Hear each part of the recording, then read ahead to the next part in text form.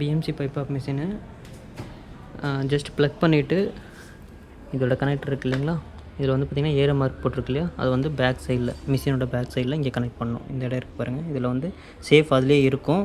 கரெக்டாக அந்த arrow mark போட்டது கீழ் சைடு வச்சு கரெக்டாக இதில் வந்து ப்ரெஸ் பண்ணால் போதும். நல்லா டைட்டாக ப்ரெஸ் பண்ணிவிட்டு அதுக்கப்புறம் ஆன் பண்ணிடணும்.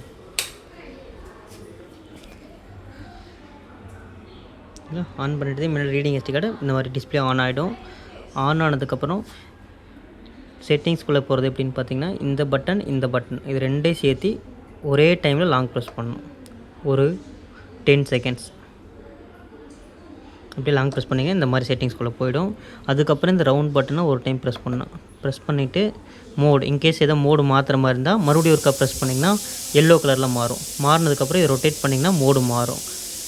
இல்லை எஸ்டி மோட் சொல்லியிருக்காங்கன்னா எஸ்டி மோட் செட் பண்ணிவிட்டு அதுக்கப்புறம் ஐபேப் இப்போ இதுதான் செட் பண்ணணும். ஐபேப் வந்து எவ்வளவோ அந்த வேல்யூ டாக்டர்ஸ் நோட் பண்ணியிருப்பாங்க, அதை செட் பண்ணிவிட்டு 12னா 12 செட் பண்ணிவிட்டு இபேப் வந்து 6னா 6 6 பாயிண்ட் செட் பண்ணிக்கிட்டு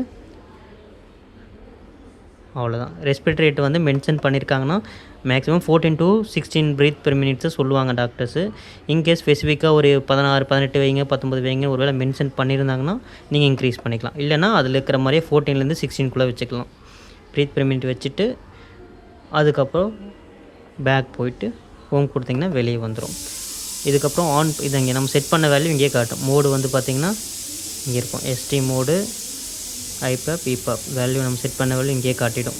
ஓகேங்களா, இதை செக் பண்ணிவிட்டு ஜஸ்ட்டு சிங்கிள் ப்ரெஸ் பண்ணிங்கன்னா ஸ்டார்ட்டு. டியூப் கனெக்ட் பண்ணுறது எங்கேன்னா பேக் சைடில் இந்த சைடில் வரும். ஓகேங்களா, இங்கே தெரியுது பாருங்கள். இந்த இடத்துல வந்து பார்த்திங்கன்னா பைபாப் சர்க்யூட் டியூப் இங்கே கனெக்ட் பண்ணிவிட்டு இன்னொரு எண்டில் பேஷண்ட்டோட மாஸ்க் கனெக்ட் பண்ணி அப்படியே அவ்வளோதான், பேஷண்ட்டுக்கு போட்டு விட்டால் போதும். மெயினாக மாஸ்க் மட்டும் லீக் இல்லாமல் கரெக்டாக போட்டு விடணும். ஆஃப் பண்ணுறதுக்கு இதுதான் மாதிரி ஃபுல்லாக லீக்கேஜ் ஆச்சுன்னா டியூப் டிஸ்கனெக்டட்னு அலாரம் வரும். காற்று பூரா வெளியே போயிட்டுருக்கு அப்படின்னு அர்த்தம். மாஸ்க் நீங்கள் கரெக்டாக போடலினாலும் இந்த மாதிரி அலாரம் அடிக்கும்.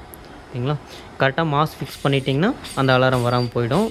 பார்த்தீங்களா, இப்போ பிளாக் பண்ணி இது பண்ணும்போது மாஸ்க் கரெக்டாக அவங்க ஃப்ளோ போயிட்டு வந்ததுன்னா இந்த மாதிரி வரும். வேவ்ஸ் இப்படி மாறி மாறி வரும், அலாரமும் போயிடும்.